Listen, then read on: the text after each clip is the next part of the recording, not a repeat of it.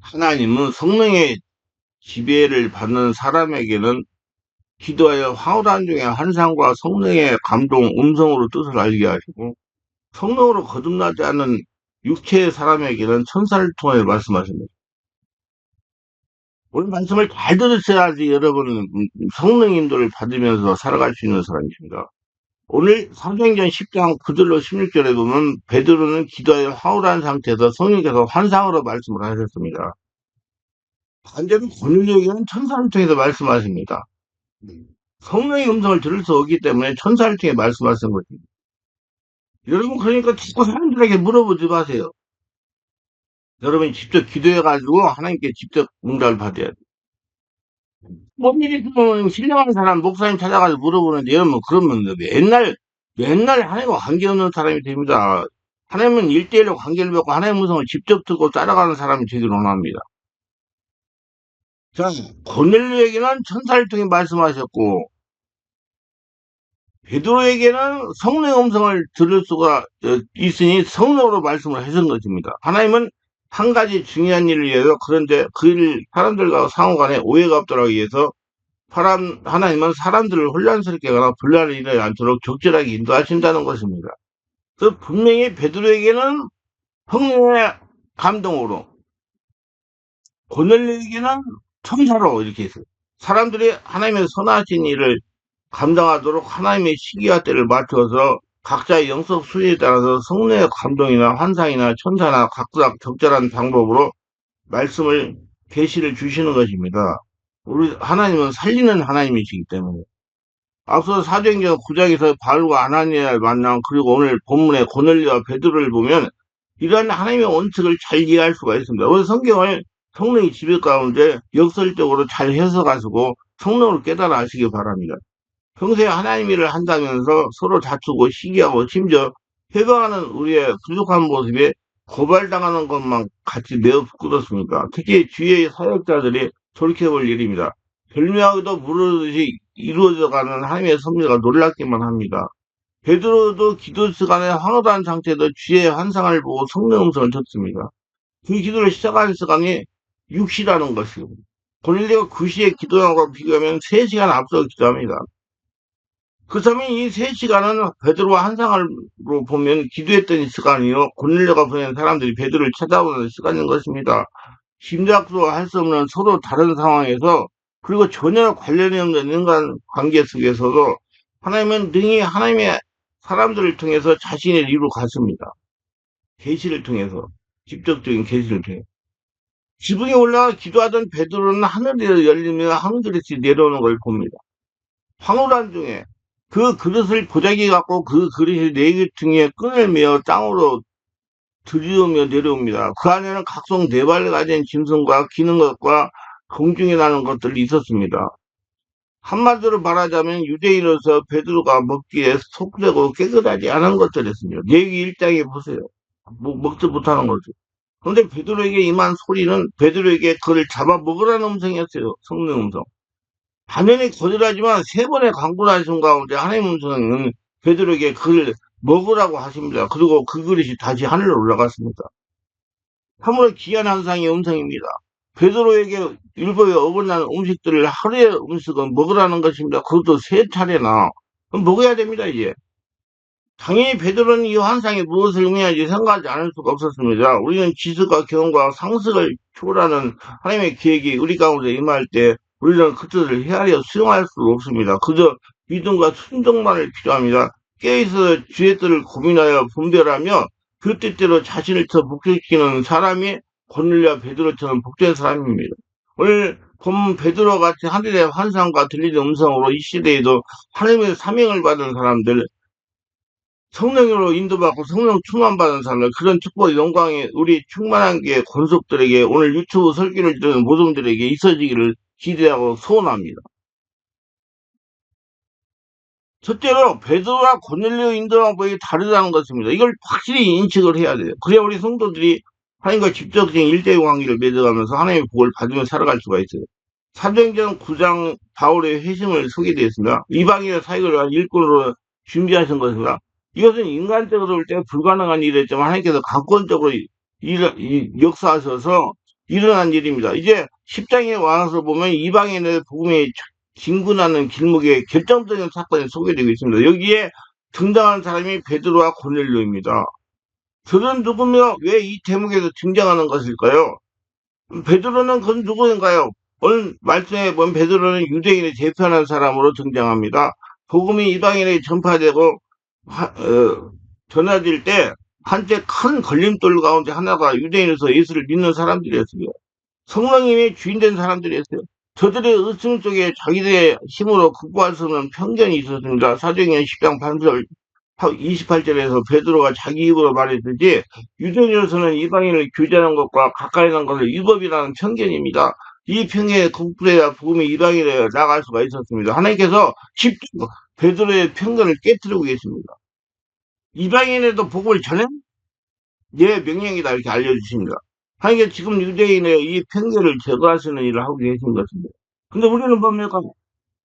앞집에 살면 앞집이 불교면 상종을 안 하는 사람도 많아요. 여러분 상종을 해야 돼요. 그래야지 복음을 전하죠. 이게 하나님의 뜻이에요.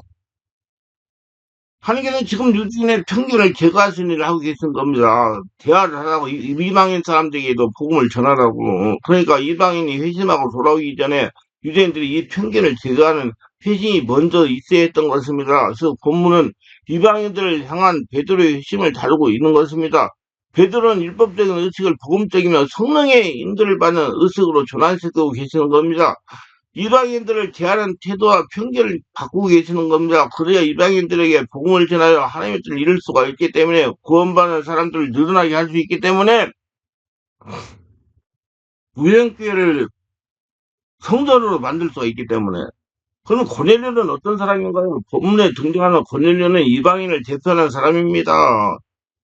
하나님이 상종하지 않던 사람이에요. 그는 유대인들이 상종하지 않던 사람들, 그는 하나님의 역사와는 전혀 무관한 사람이었습니다. 그러나 하나님의 섭리 가운데 이 복음의 땅, 축복의 땅에 와 있었습니다. 이미 하나님의 섭리 가운데 하나님께 누구보다도 가까이에 나와 있었습니다. 하나님께서 이제 베드로를 통해 고넬료의 회심을 일으키십니다. 이방인이 거룩한 하나님의 백성이 될 수 있음을 드러내 보이고 계신 것입니다. 인정하고 증명하신 것입니다. 예. 음성을 통해서, 환상을 통해서, 이 회심에 의해 지금 하나님께서 환상 가운데 말씀하고 계십니다. 베드로에게는 기도하는 중에 허울한 상태에서 성령으로 말씀을 하셨고, 고넬료는 음성이 못 들리니까 천사를 통하여 역사하고 계십니다. 하나님의 이방인들을 향한 뜻이 정확하게 알고 계시는 것입니다. 원래 성경 본문에 나타나는 아이러니가 이렇습니다. 본문에는 생각하기 어려운 뜻밖의 장면들, 즉 아이러니가 여럿이 등장합니다. 이것은 누가가 의도적으로 강조하는 셈이기도 합니다. 당시 독자들의 편견 내지는 고정관념 뒤 흔들고자 하는 의지에서 소개되고 있는 것입니다. 베드로는 성령으로, 고넬료는 사람, 천사로 인도하십니다. 피장의 집에 머문 베드로입니다. 사도행전 9장 43절은 베드로가 요바에 있는 시므이라 피장의 집에 여러 날 머물렀다고 기록했으나 그리고 그 집에서 기도 시간에 기도하다가 환상 중에 말씀하시는 하나님의 음성을 듣게 되었습니다. 베드로에게 하나님께서 직접 환상 중에 말씀을 하셨습니다. 피장이란 어떤 사람인가요? 피장이란 가족을 다루는 사람입니다. 유대인들에게 가족을 다룬다는 것은 죽은 짐승을 다루는 일이라 부정한 것이요 경멸스러운 것입니다. 그래서 저들은 마을 밖 격리된 곳에서 살아야 했습니다. 사회적으로 뿐만 아니라 종교적으로 저들은 차별받던 사람이었습니다. 베드로가 이 집에 머물렀습니다. 그것도 여러 날 머물렀고 이 집에 기도했고 이 집에서 환상 중에 하나님의 말씀을 들었습니다. 이것이 당시 사람들에게 하나의 충격적인 사실입니다. 이미 베드로는 유대인의 신분의 벽을 복음안에서 넘어섰음을 보여주고 있습니다. 물론 다른 유대인들에게는 아직도 넘기 힘든 장벽이었습니다. 고넬료에게 말씀하신 하나님이십니다. 고넬료는 누구인가요? 첫째 로마의 백부장이었습니다. 그는 가이사르의 주둔하는 로마 군대의 백부장이었습니다. 즉 로마 군대의 장교였다는 것입니다. 아직 성령세를 받지 못한 사람이었습니다. 예수를 믿지 않은 사람이었어요. 그래서 경건한 사람이었어요. 그는 로마 군인이었던 온 집이 하나님을 항상 경외했고 하나님 백성을 많이 구제했고 항상 하나님께 기도하는 사람이었다는 것입니다. 즉 경건한 사람이었다는 겁니다. 영적인 면에 관심이 있으세요. 하나님에게 관심이 있던 사람이었습니다. 이방인답지 않게 기도하고 있는 경건한 사람이었습니다. 그는 의인이요 칭찬받는 사람이었습니다. 그는 사환들에 의하면 그는 의로운 사람이고 심지어 유대인들조차 칭찬하는 사람이었다는 것입니다. 즉 삶의 변화된 사람이었다는 겁니다. 하나님께서 기뻐하시고 택하신 이방인이었습니다. 예전은 말씀 듣기를 좋아하는 사람이었어요. 그는 하나님 말씀을 듣기를 좋아하는 사람이었어요. 고넬료는. 그는 하나님 말씀에 대해 열려있던 사람이었다는 것입니다. 이런 사실은 또 하나의 아이러니합니다. 어떻게 이방인이 유대인의 순위의 사람이 되었는가? 하나님께서 이미 이방인에게도 역사하셔서 준비해 놓으신 겁니다. 그러나 고넬료는 아직 성령세를 받지 못했어요. 하나님께서 천사를 통해 고넬료에게 말씀합니다. 사도행전 10장 38절에 보면 하나님의 사자가 기도하는 시간에 오후 3시 고넬료가 기도하는 중에 찾아왔습니다. 하나님의 천사가. 하나님이 보내셨기 때문입니다. 여기서 두 가지를 말씀하셨습니다. 첫째로 고넬료의 경건 생활을 인정해 주었습니다. 특히 고넬료의 기도를 하나님께 듣고 계시고 또한 그의 구절을 하나님께서 기뻐받으시고 기억하고 계시다는 겁니다. 둘째로 고넬료가 해야 할 일은 말씀해 주셨으나 요바에 사람을 보내서 베드로라는 시몬을 청하라는 겁니다. 베드로를 통해 성령 세례를 받으라는 겁니다. 하나님께서 이방인의 권리를 인정해 주지 않는 것도 놀라운데 친히 이방인에게 권리를 말씀하신 것입니다. 이 또한 놀라운 아이러니가 아닐 수 없습니다. 하나님의 구원 사역의 역사는 사람의 지혜로는 이해가 불가능한 것입니다. 그래서 성경은 성령으로 충만한 읽어야 역설적인 모든 진리들을 깨달을 수가 있어요. 우리는 그냥 믿고 받아들이는 것이나 토를 달대고 받아들이는 것이 축복입니다. 사도행 10장 23절에 보면 재미있는 장면이 소개됩니다. 베드로가 성령께서 지시한 대로 고넬료가 보낸 사람을 집 안으로 불려서 유숙하게 했습니다.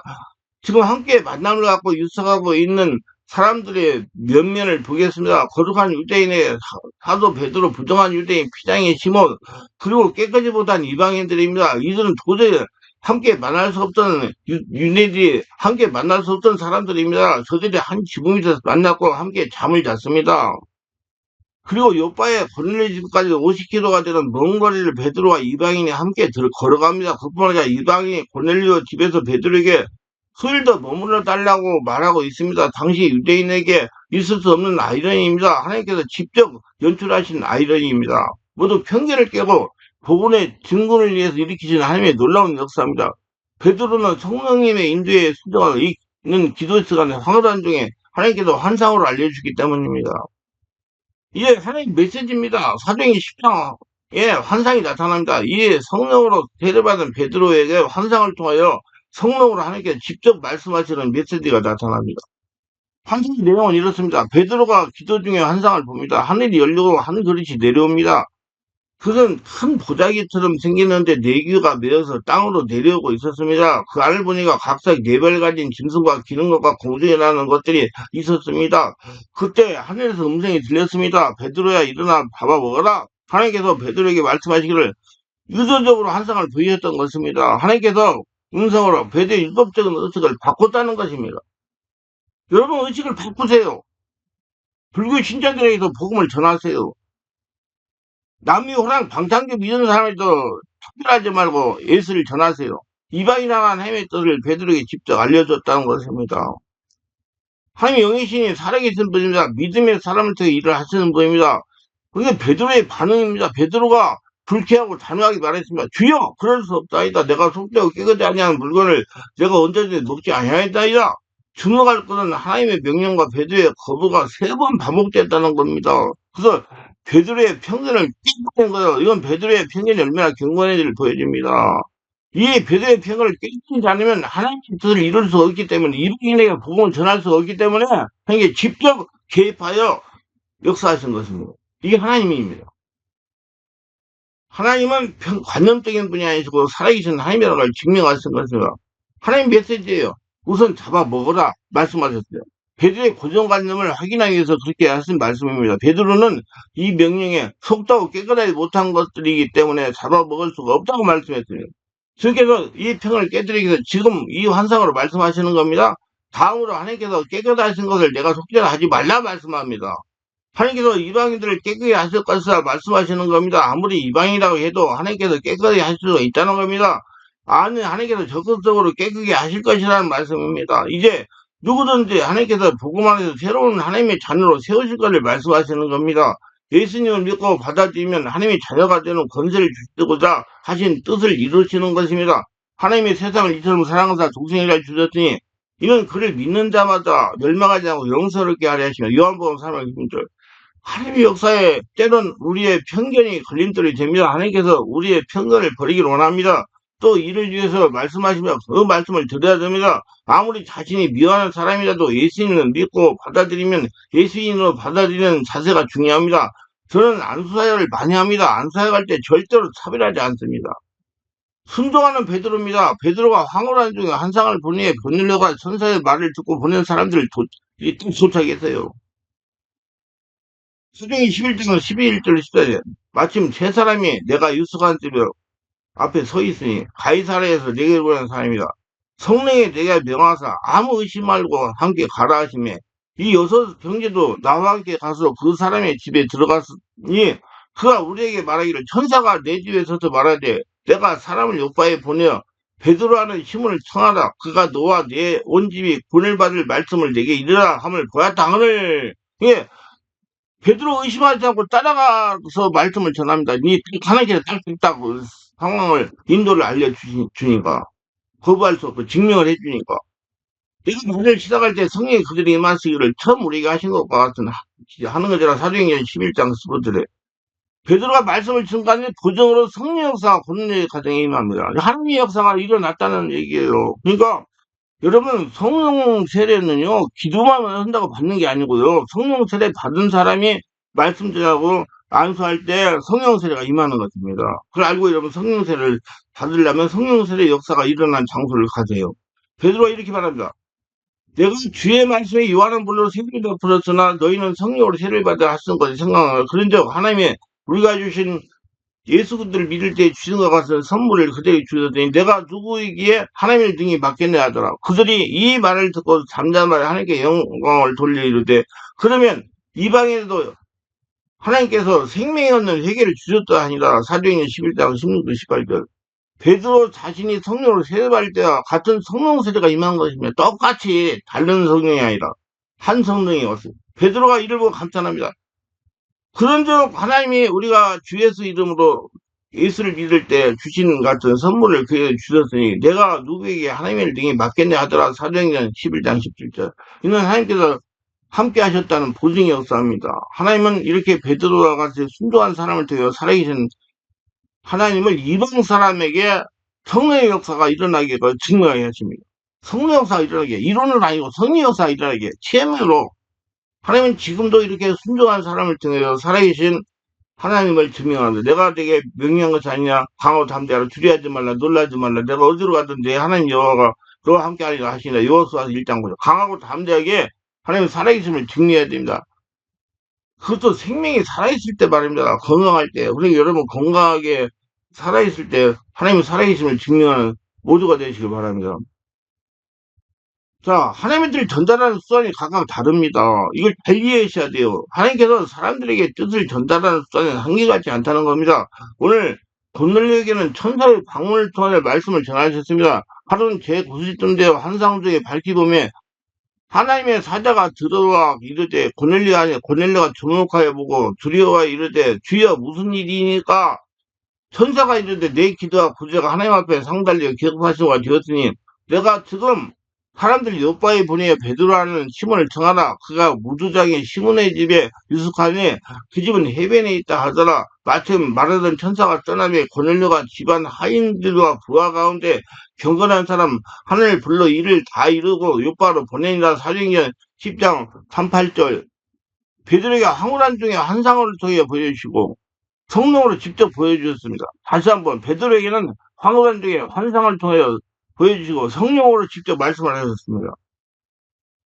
이튿날 그들이 길을 가다가 그 성이 가까이 갔을 때 베드로가 기도하려고 지붕에 올라가는 그 시간 제6시더라. 그가 시장을 벗고 다니 사람들이 준비할 때 황홀한 중에 하늘이 열리며 한 그릇이 내려오는 걸 보니 큰 보자기 같고 네 귀에 메어 땅에 들이었더라. 그 안에는 땅에 있는 각종 네발 가진 짐승과 기는 것과 공중에 나는 것들이 있더라. 또 소리가 있어되 베드로야 일어나 잡아먹으라 하거늘 베드로가 이르되 주여 그럴 수 없나이다. 속되고 깨끗하지 아니한 것을 내가 결코 먹자 하였나 한데 또 두 번째 소리가 이르되 하나님께서 깨끗하지 않은 걸 내가 속죄를 하지 말라 하더라. 일이 세 번 있으니 그러시고 하늘로 올라가니라. 베드로가 본 바 환상이 무슨 뜻이 속으로 의아해하더니 마침 고넬료가 보낸 사람들이 시몬의 집을 찾아 문 밖에서도 불러 묻되 베드로라는 시몬이 여기 유숙하느냐 하거늘 베드로가 그 환상에 대해 생각할 때 성령께서 그에게 말씀하되 두 사람이 너를 찾으니 일어나 내려가 의심하지 말고 함께 가라. 내가 그들을 보내느라 하시니라. 사도행전 10장 9절. 이게 증명을 딱 해버려 하나님이.